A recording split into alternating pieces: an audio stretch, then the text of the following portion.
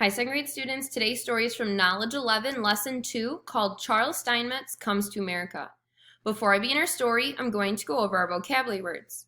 Our first vocabulary word for today's story is the word interpreter. Repeat after me. Interpreter. An interpreter is a person who turns speech from one language into another language. Our next vocabulary word is the word liberty. Say liberty. Liberty means freedom. Our last vocabulary word is the word opportunity. Say opportunity. An opportunity is a chance or a possibility. Look, there she is! With cries of excitement, the ship's passengers rushed to the railing. It was the summer of 1889 when the ship of European immigrants made its way into the New York harbor.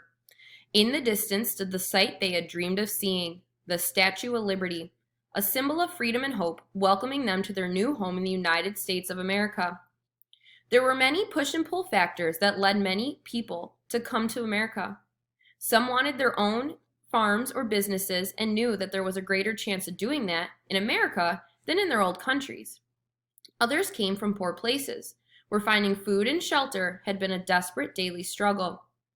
They hoped that if they worked hard in this new place, they and their families could be sure of warm meals and a suitable place to take shelter and call home. Among the passengers was a man from Germany who, although an adult, stood only 4 feet tall, and whose body, instead of growing straight, seemed to bend to one side. His name was Charles Steinmetz, and he was a mathematician or expert in mathematics, and an engineer, a person trained to design and build machines, bridges, or buildings. He had left his home in Germany for a very good reason. Charles had written an article that said his nation's government was to blame for many problems. In many countries, writing such an article could land a person in trouble. One day, a friend warned Charles, "My brother, who works for the government, says that the police are going to arrest you and put you in jail." To avoid being sent to jail, Charles fled over the Alps, a large mountain range in Europe, to Switzerland. There, a friend of his named Oscar gave him a place to stay. Over dinner one night, Oscar said, "I am moving to America, Charles. Come with me. There you can find work and be free to write and say what you think." "If only I could," Charles sighed. "I cannot afford to buy a ticket." Oscar smiled. "My uncle moved to America and made a fortune. He's paying for my ticket. I wrote to him, and he has offered to pay for yours too."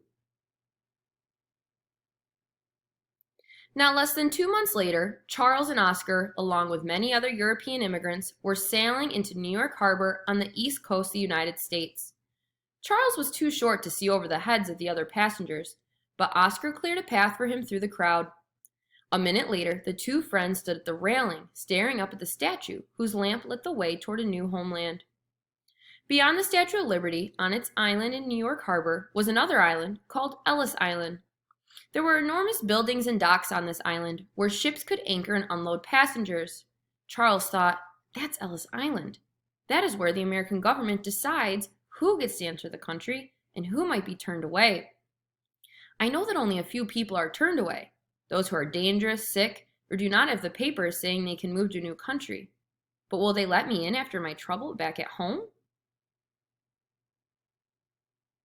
Hours later, Charles stood in a huge room in a building called the Immigration Center. Long lines of immigrants waited to approach a row of desks. This is where the government clerks would ask questions to determine whether the travelers would be allowed to enter the United States. In another part of the building, doctors waited to examine the immigrants. Most people were allowed in, but Charles worried. "What will I do if they turn me away? I cannot return home. If I do, I'll be sent to jail." Finally, he reached the head of the line. A government clerk asked him a question, but Charles did not understand English. The clerk called over an interpreter who knew many languages, including German. Using the interpreter to turn his English words into German, the clerk asked, "What is your name?" Charles said his name, and the clerk wrote it in a book. Then, without looking up, he asked, "Do you have a job waiting for you here?" "No," Charles answered. "Do you have any money to live on until you find a job?" "No," Charles admitted. Now the clerk looked up at Charles and shook his head. "So you have no money and no job, and you speak no English. I'm sorry, but We want people who can add something to our nation. Just then, Charles's friend Oscar stepped forward. "If you turn this man away," he said, "you'll be making the greatest mistake of your life." This is Charles Steinmetz, one of the greatest scientific and mathematical thinkers in the world. He may be only 4 feet tall, but he has many talents. You want citizens who can improve this country, and he can. I'm so sure of it that I'll pay all of his expenses until he has a job. 2 hours later, Oscar's uncle welcomed Oscar and Charles to his big house in New York City. Soon afterward, Charles Steinmetz began to learn English and went to work at a large company, using his powerful mind to invent useful new products. He helped improve the way electricity is carried through wires in order to bring electric power to buildings and houses. He helped to make electric streetlights possible and worked with the famous American inventor, Thomas Edison. Charles wrote books that helped other scientists understand electricity. He made more than 200 scientific discoveries. These discoveries made Charles Steinmetz famous and earned him a great deal of money, but he never forgot about how other people had helped him. While continuing his scientific work, Charles began teaching at a college near New York City.